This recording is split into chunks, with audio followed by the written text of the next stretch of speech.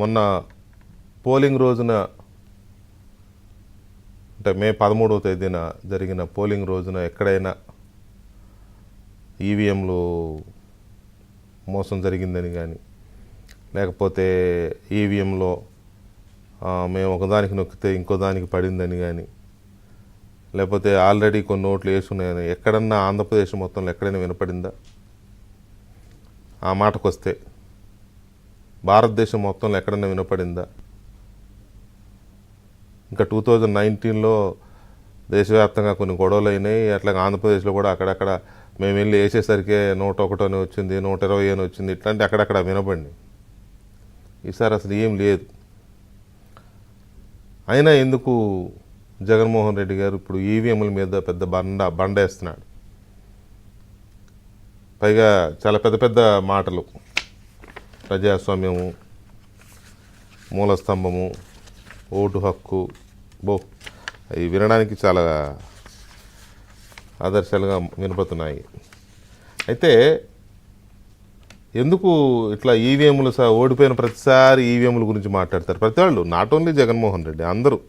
For that matter 2019లో Telugu Desam కూడా అలాంటి ఈవీఎంలు మీద అనుమానం అని ఇది చేసింది.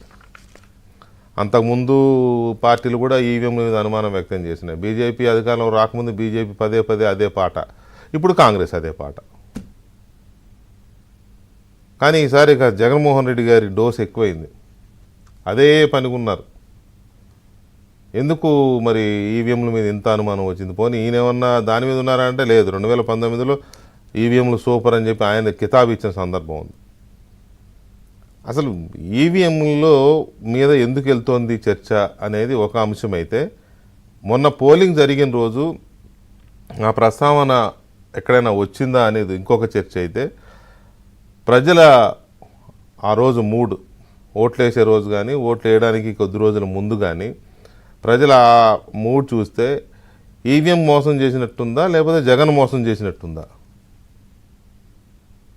అంతే కదా, ప్రజలు ఇంత భారీ ఎత్తున కూటమి అభ్యర్థులు గెలిపించారు అని అంటే అయితే ఈవీఎం మోసం చేసి ఉండాలి జగన్మోహన్ రెడ్డి గారిని, లేదా జగనే జనాన్ని మోసం చేసి ఉండాలి. ఈవీఎం తప్పు లేకపోతే జనం కరెక్ట్గా వాళ్ళు అనుకుని ఓటు వేసినట్లు లెక్క.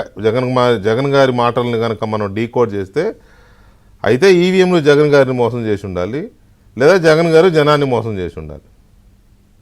ఈ రెండిట్లో ఏదో ఒకటి జరిగి ఉండాలి. సో ఇవాళ దీని మీద కొంతగా ఫోకస్డ్గా మనం చర్చలోకి వెళదాం.